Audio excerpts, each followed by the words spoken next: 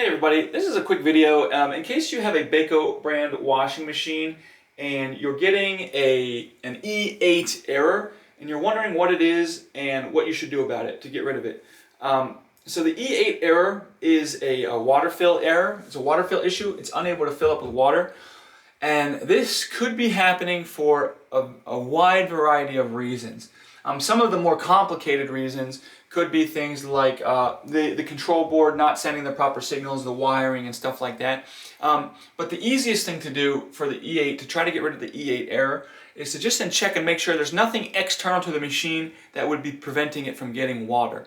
So this would be making sure that your valve, where the water hooks up to the hose, is all the way open, all the way to the left, all the way counterclockwise to let the water flow through. And make sure that hose is not kinked or bent or smashed in any ways. Like sometimes when you install the washing machine, you can push it up too hard against the wall, you end up kinking something or smashing something. These machines, they also have a sensor that makes sure they don't flood. And if that is not acting right and sending the wrong signals, it will stop the water from flowing in. So it could be a wide variety of reasons. And this is one that is most likely going to need to have a technician take a look at it, but you can try a couple things to try to get it working. So anyways, hope this video helped you. Thanks a lot for watching. Have a great day.